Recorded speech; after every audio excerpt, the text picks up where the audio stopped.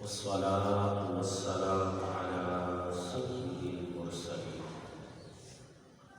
أما بعد فأعوذ بالله من الشيطان الرجيم بسم الله الرحمن الرحيم إن الله وملائكته يصلون على النبي يا أيها الذين آمنوا صلوا عليه وسلموا تسليما الصلاة والسلام عليك يا رسول الله وعلى آلك وأصحابك يا حبيب الله الصلاة والسلام عليك يا نبي الله وعلى آلك وأصحابك يا رسول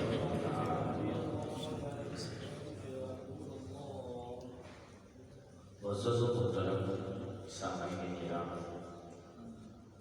آج ماہ رمضان کی 8 تاریخ ہے اور آج کی ہماری گفتگو کا موضوع ہے عقیدہ ہے۔ سب سے پہلے اس بات کو ذکر کریں کہ نبی مکرم صلی اللہ علیہ وآلہ وسلم کو اللہ تبارک و تعالیٰ نے جہاں پر اور بہت سارے کمالات سے نوازا ہے، انہی کمالات میں سے ایک کمال یہ بھی ہے کہ اللہ تعالیٰ نے اپنے پیارے حبیب کو ما کان و ما یکون، جو کچھ ہو چکا، جو ہو رہا ہے اور جو قیامت تک ہوگا، سب کا علم عطا فرمایا۔ حقیقی طور پر تمام غیوبات کو جاننے والی ذات اللہ کی، لیکن قرآن کریم کی بہت ساری آیتیں اس بات پر دلالت کرتی ہیں کہ اللہ تعالیٰ اپنے رسولوں میں سے جسے چاہتا ہے اسے غیب کا علم عطا فرماتا ہے۔ انشاءاللہ وہ آیتیں بھی میں آپ کے سامنے رکھوں گا۔ اس سے پہلے یہ بھی سن لیں کہ غیب کہتے کسے؟ فرمایا غیب وہ ہے جو عقل میں بھی نہ آئے، عقل سے بھی نہ پہچانا جائے۔ نمبر 2، انسان کے جو حواس خمسہ ہیں، ان حواس خمسہ کے ذریعے بھی اسے نہ جانا جائے، وہ بات غیب ہے۔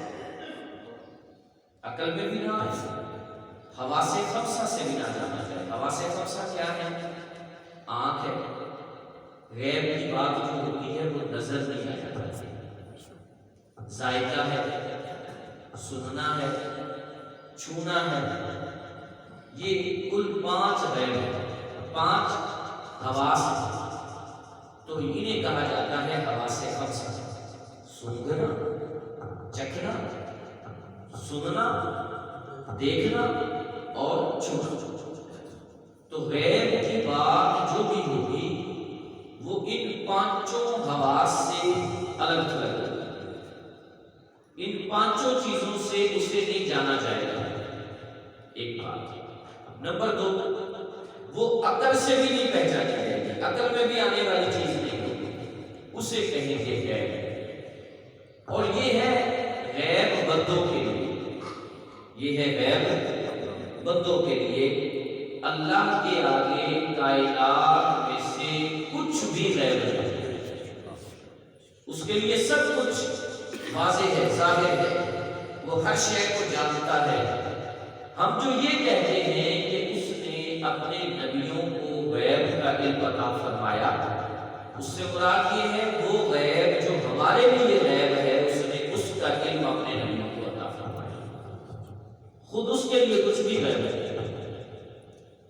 تو ایک بات یہ ہوگی۔ دوسری بات یہ ہے، جہاں پر اللہ تبارک و تعالیٰ کے لیے غیب کی بات کی جاتی ہے تو اس کا علم ہے ذاتی، کہ اس نے اپنا علم کسی سے لیا، اس کو کسی نے نہیں دیا، اس کا علم ذاتی ہے۔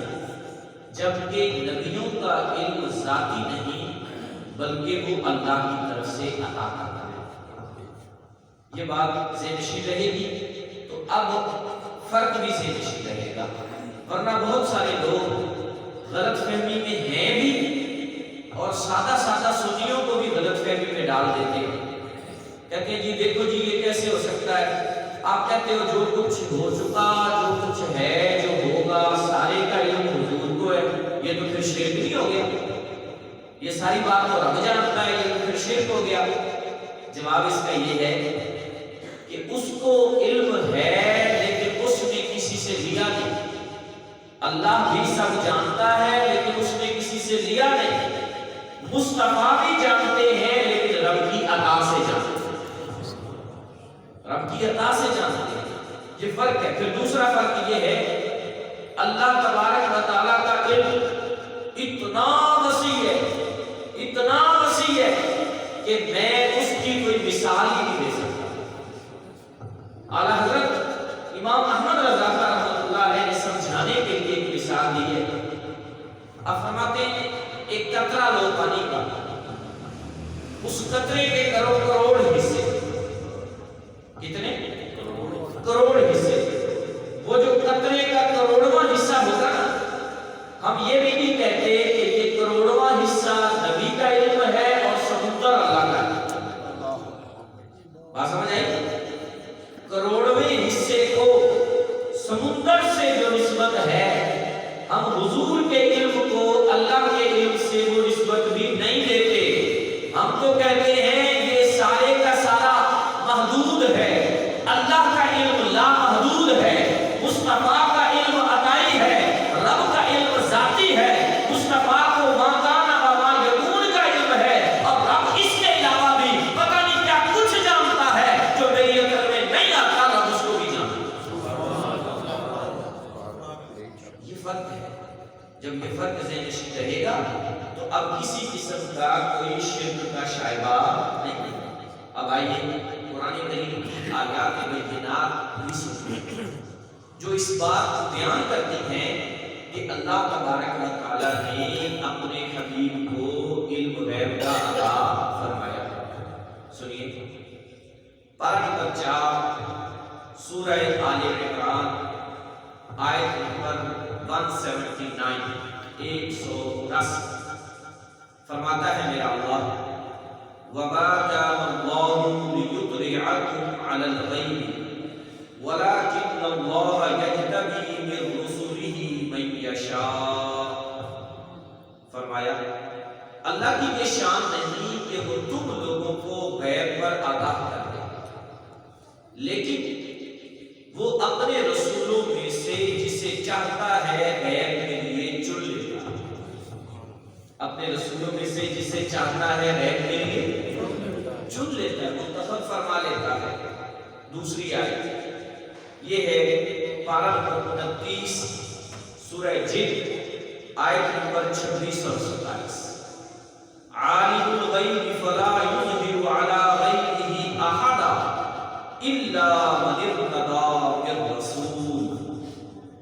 غیب کا جاننے والا اللہ ہے، اپنے غیب پر اپنے پسندیدہ رسولوں کے علاوہ کسی کو مطلع نہیں فرماتا، اپنے پسندیدہ رسولوں کے علاوہ عام بندوں کو مطلع نہیں فرماتا۔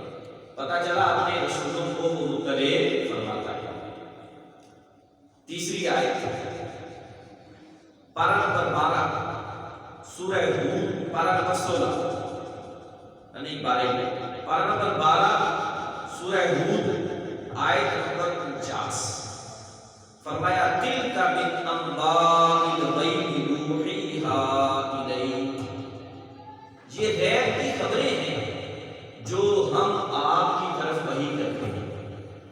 اللہ فرما رہا ہے اپنے حبیب سے یہ غیب کی خبریں ہیں جو ہم آپ کی طرف وحی کرتے ہیں۔ چوتھی آیت پارہ نمبر 30 سورہ تکویر آیت نمبر 24 وَمَا هُوَ عَلَى الْغَیْبِ بِضَنِینٍ، اور یہ رسول غیب بتانے پر بخیل نہیں۔ اللہ فرما رہا ہے میرا محبوب غیب بتانے میں بخیل کنجوسی نہیں کرتے، بلکہ جب ان سے کوئی بات پوچھی جاتی ہے تو یہ پھر بیٹھ کر فرماتے ہیں سلونی عما شئتم، جو جی میں آئے پوچھو، آج ادھر کھڑے کھڑے مجھے سارے جواب بتاؤ۔ اب حدیث پاک پیش کرتا ہوں۔ حضرت سیدنا انس بن مالک رضی اللہ تعالی، آیتیں اور بھی ہیں لیکن وقت کی نزاکت کے پیش نظر میں بات کو سمیٹتا ہوں۔ حضرت سیدنا انس بن مالک رضی اللہ عنہ سے مروی ہے، فرماتے ہیں کہ کچھ لوگوں نے نبی کریم علیہ السلام سے سوالات کیے، آپ بتائیں فلاں کیا ہے، آپ بتائیں فلاں کیا ہے۔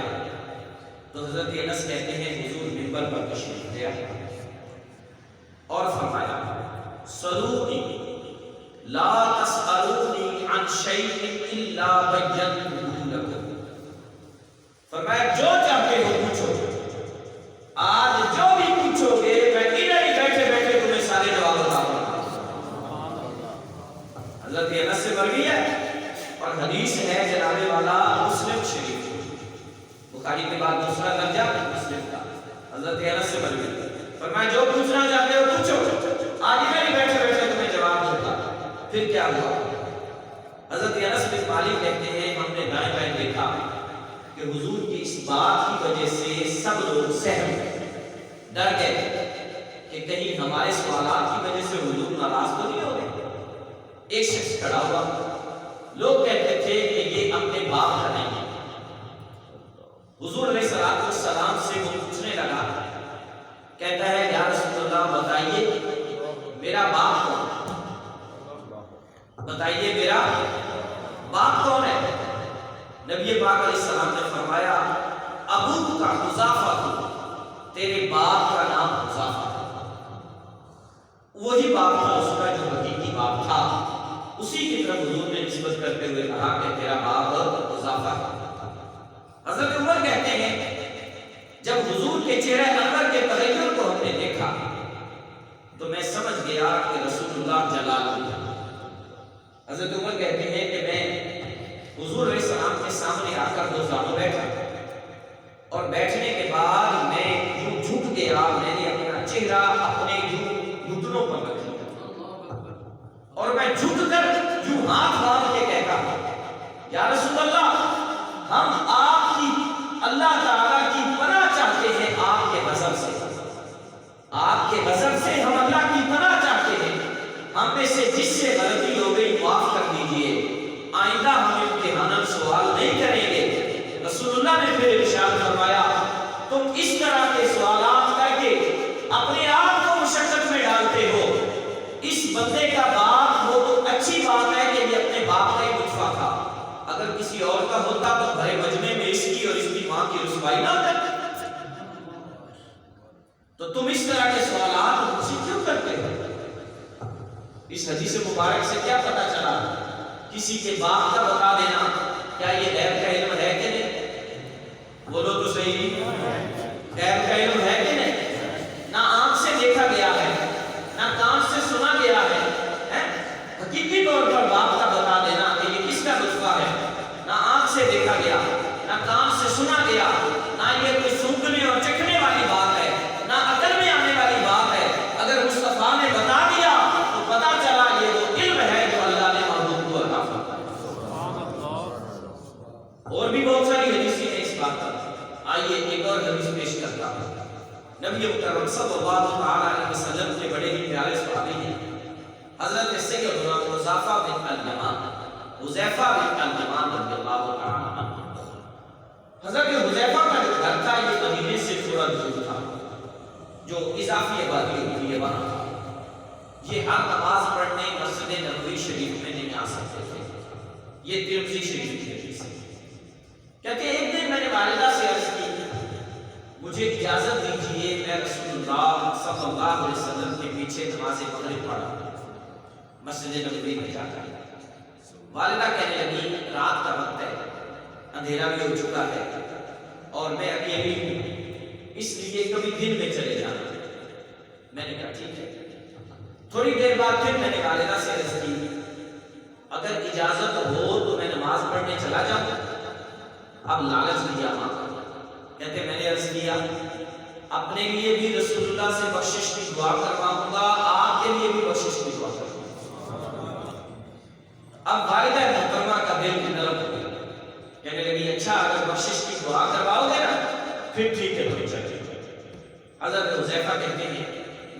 اللہ کی خدمت میں آیا، میں نے آ کر نماز مغرب پڑھی۔ نبی علیہ السلام جب نماز مغرب سے فارغ ہوئے تو حضور نے نوافل پڑھنا شروع کر دیا، نفل پڑھتے رہے حتیٰ کہ نماز عشاء کا ٹائم ہو گیا۔ جب سرکار نماز عشاء سے فارغ ہوئے تو اپنے حجرہ کی جانب جانے لگے۔ حضرت حذیفہ کہتے ہیں میں پیچھے پیچھے ہو جاتا، رسول اللہ نے یوں گردن موڑ کے نہیں دیکھا، بغیر تھوڑے پہلے سوال کیا، من ھذا، یہ پیچھے آنے والا کون ہے؟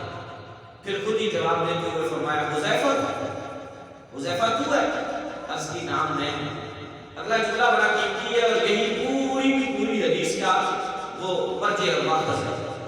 رسول اللہ صلی اللہ علیہ وسلم نے بڑا کیا کہا؟ حضور کہنے لگے غفر اللہ لک ولأمک ما حاجتک، اللہ کے پیارے حبیب فرماتے اللہ تجھے بھی بخشے، تیری ماں کو بھی بخشے۔ حذیفہ کس حاجت سے آنا؟ اللہ تجھے بھی بخشے، تیری ماں کو بھی بخشے، حذیفہ کیسے آنا ہوا؟ حضرت حذیفہ کہتے ہیں یا رسول اللہ جس مقصد کے لیے آیا تھا وہ آپ نے بن مانگے ہی عطا فرمایا، اپنے لیے اور ماں کے لیے بخشش کی دعا کروانے آیا تھا اور وہ آپ نے میرے سوال سے پہلے ہی مجھے عطا فرما دیا۔ اب میرا سوال ہے آپ سے، حضرت حذیفہ اور ان کی والدہ کے درمیان جو بات ہوئی تھی، یہ بات کیا دور بیٹھے بندے کی عقل میں آ سکتی ہے؟ بولیے گا، کیا حضور نے یہاں سے بیٹھے وہاں پر سن لیا تھا؟ کیسے علم آیا؟ کیسے علم آیا کہ حذیفہ اور اس کی ماں میں کیا بات ہوئی ہے؟ حذیفہ کے دل میں کیا ہے؟ حذیفہ کیا ہم سے مانگنے آیا ہے؟ رسول اللہ صلی اللہ علیہ وسلم نے یہ سارا کچھ جان لیا۔ یہ وہی تو علم ہے جو اللہ نے اپنے حبیب کو عطا فرمایا۔ اسی کا نام تو ہے کہ اللہ تبارک و تعالیٰ نے اپنے حبیب صلی اللہ علیہ وسلم کو یہ علم عطا فرمایا۔ اب ایک بخاری شریف کی حدیث سنیے، حضرت عمر فاروق اعظم رضی اللہ عنہ سے نبی ہے، آپ فرماتے ہیں کہ نبی کریم علیہ السلام ایک دن ہمارے درمیان کھڑے ہوئے اور حضور علیہ السلام نے اس مخلوق کی ابتدا سے لے کر اب تک کی ساری باتیں بیان کرنا شروع کی۔ مخلوق کی ابتدا سے لے کر کے یہ مخلوق کب سے بنی، ساری باتیں بیان کرنا شروع کی۔ آگے سنیے گا، حتی دخل اہل الجنت منازلہم و اہل النار منازلہم، حضور نے اتنا کچھ بیان کر دیا یہاں تک کہ جنتی جنت میں داخل ہو گئے، جہنمی جہنم میں داخل ہو گئے۔ مخلوق کی ابتدا سے بات شروع کی، جو کچھ ہو رہا ہے سب بیان کیا، یہاں تک کہ جنتی جنت میں داخل ہو گئے، جہنمی جہنم میں داخل ہو گئے۔ حضرت عمر کا جملہ سنیے، حافظ ذالک من حفظہ ونسیہ من نسیہ، فرمایا جس کو رب نے طاقت دی اس نے وہ ساری باتیں یاد رکھی، جو بھول گیا وہ بھول گیا، ورنہ حضور نے ہمیں سارا کچھ ایک ہی جگہ کھڑے بیان فرمایا۔ یہ بخاری شریف کی حدیث ہے۔ میرے آقا صلی اللہ علیہ وسلم نے مخلوق کی ابتدا سے لے کر جنتیوں کے جنت میں جانے اور جہنمیوں کے جہنم میں جانے تک جو کچھ ہے سب کا سب بیان کرتا۔ اب مجھے بتائیے اس میں ماں کا آنا ہے کہ نہیں؟ جو ہو چکا وہ ہے کہ نہیں؟ اونچی تو بولے نا، جو ہو چکا وہ ہے، جو ہو رہا ہے وہ بھی بیان فرمایا اور جو ہوگا وہ بھی بیان فرمایا۔ آج کہا جاتا ہے کہ کسی کو نہیں پتا کون کہاں مرے گا، کسی کو نہیں پتا کہ کون جنت جائے گا کہ جہنم جائے گا، اور میں کہتا ہوں کسی سے مراد ایک دوسرے کو تو لے لیا کرو، کسی کے اندر نبیوں کا نہ گنا کرو۔ نبیوں کو اللہ نے سارا علم عطا فرمایا، انبیاء کو اللہ نے علم عطا فرمایا ہے۔ اب یہاں پر آپ نے ایک اور حدیث بخاری کی نقل کرتا ہوں، آپ نے بڑی مرتبہ سنی ہوگی۔ عمومی طور پر ہم رمضان میں جب غزوہ بدر سنتے ہیں تو اس حدیث کو سنتے ہیں، ہے نا؟ بخاری شریف کی حدیث ہے نا۔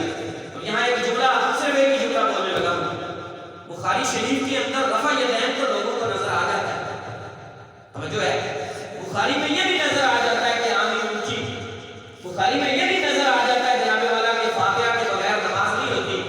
اس بخاری میں یہ بھی لکھا ہوا ہے کہ رسول اللہ نے بدر والے دن اپنی چھڑی سے نشان لگا کے کہا تھا یہاں ابو جہل مرے گا، یہاں عتبہ مرے گا، یہاں شیبہ مرے گا، یہاں فلاں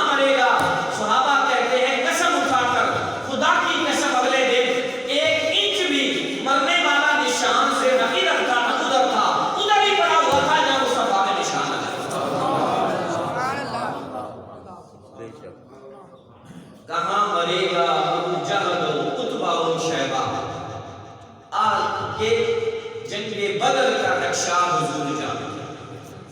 کہاں مرے گا ابو جہل و عتبہ و شیبہ، کہ جنگ بدر کا نقشہ حضور جانتے ہیں۔ جو ہو چکا، جو ہو رہا ہے، جو ہوگا حضور جانتے ہیں۔ میرے آقا صلی اللہ علیہ وآلہ وسلم کو اللہ تبارک و تعالیٰ نے ان تمام غیوبات کا علم عطا فرمایا ہے، اور یہ رسول اللہ کی شان ہے۔ ایک اور حدیث پاک سنیے، حضرت سیدنا ثوبان سے مروی ہے، آخر کے رسول اللہ فرماتے ہیں ان اللہ زوال الارض فرأیت مشارقها ومغاربها، اللہ تعالیٰ نے ساری زمین سمیٹ کر میرے سامنے کر دیا، زمین کو سمیٹ کر میرے سامنے کر دیا۔ فرأیت مشارقها ومغاربها، میں نے اس زمین کے مشرق سے لے کر مغرب تک جو کچھ ہے سارا اپنی آنکھوں سے مطلع کر دیا۔ تو جس نے سارا کچھ دیکھ لیا ہو اسے غیب کا علم نہیں ہوگا تو پھر اور کس کو ہوگا؟ اور کوئی غیب کیا تم پہ نیہا ہو بھلا، جب نہ خدا ہی چھپا تم پہ کوئی۔ جب اللہ تعالیٰ سب غیبوں سے بڑا غیب ہے، وہ اپنے حبیب پر مخفی نہیں۔ حضور علیہ السلام نے معراج کی رات سر کی آنکھوں سے اپنے رب کا دیدار کیا۔ جب رب ہی مصطفیٰ کا غیب نہیں تو اور کوئی کون سی شے حضور پر غیب ہو سکتی ہے، اور کون سی شے حضور پر چھپی ہو سکتی ہے؟ آخری حدیث پیش کر کے میں گفتگو کو سمیٹنے لگا ہوں۔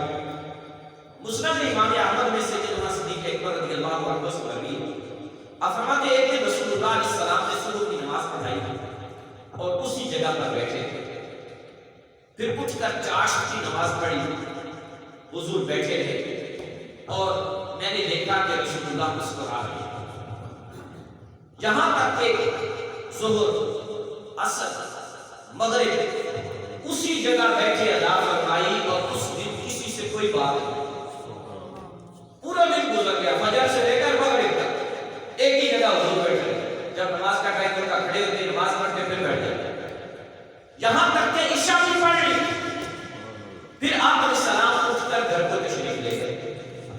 سیدنا صدیق اکبر کہتے ہیں کہ اگلے دن جب ملاقات ہوئی تو میں نے پوچھا آقا کل جو خاموشی تھی اگر مناسب سمجھے تو اس کا کچھ حال ہمیں بھی بیان فرمائیں۔ کل خاموشی کیسی تھی کہ کل آپ نے ایک ہی جگہ بیٹھے بیٹھے 5 نمازیں پڑھ دی اور خاموشی اختیار فرمائی، کسی سے کوئی بات بھی نہیں کی؟ تو رسول اللہ کا جواب سنیے، فرمایا نعم اُرِدَ عَلَيَّ ذَلِكَ قَائِمٌ مِّنْ أَمْرِ الدُّنْيَا وَأَمْرِ الْآخِرَةِ۔ کل میں اس لیے خاموش تھا کہ میں کچھ منظر دیکھ رہا تھا۔ اللہ تعالیٰ نے کائنات میں سے جو کچھ ہو چکا، جو ہو رہا ہے، حتیٰ کہ آخرت تک کے سارے معاملات رب نے میرے سامنے فرمائے، سارے معاملات میرے سامنے فرمائے ہوئے تھے۔ یہ مسند امام احمد کی حدیث ہے، امام احمد بن حنبل سے نقل فرما رہے ہیں۔ تو معلوم ہوا کہ نبی کریم صلی اللہ علیہ وآلہ وسلم کی ذات وہ ہے جسے اللہ تبارک و تعالیٰ نے ما کانا وما یکون، جو ہو چکا، جو ہو رہا ہے، جو ہوگا، سب کا علم عطا فرمایا۔ اگر کسی موقع پر کسی بات کو حضور نے بیان نہیں فرمایا تو اس سے یہ نہیں لازم آتا کہ حضور کو پتہ نہیں تھا۔ بعض اوقات نہ بتانا حکمت کے پیش نظر بھی ہوتا ہے، بعض اوقات نہ بتانا حکمت کے پیش نظر بھی ہوتا ہے۔ اب یہاں صرف ایک چھوٹی سی بات سوال کا جواب دے کر میں اسے ختم کرنے لگا۔ جب حضرت سیدہ عائشہ صدیقہ رضی اللہ تعالی عنہا کا ہاتھ ہوا تھا اور منافقوں نے آپ پر تہمت لگائی تھی، اس بات کو لے کر آج بھی کچھ انہی کی نسل کے لوگ کہنا شروع کر دیتے کہ اگر حضور کو پتا ہوتا تو بتانا دیتے، میری زوجہ پاک دا مجھے بتانا دیتے، ہاتھ بنانے کے بڑا ہوگا۔ علماء اس کا جواب دیتے ہوئے کہتے ہیں حضور کو پتا تھا، حضور کو پتا تھا کہ وہ رب اس بات کو کیسے پسند کر سکتا ہے کہ ایسی عورت مصطفیٰ کے حرم میں آ جائے جو رب یہ نہیں پسند کرتا کہ مصطفیٰ کے جسم پر رکھی ہے، جو رب یہ نہیں پسند کرتا کہ مصطفیٰ کے جوتے کے نیچے کوئی نجاست لگ جائے۔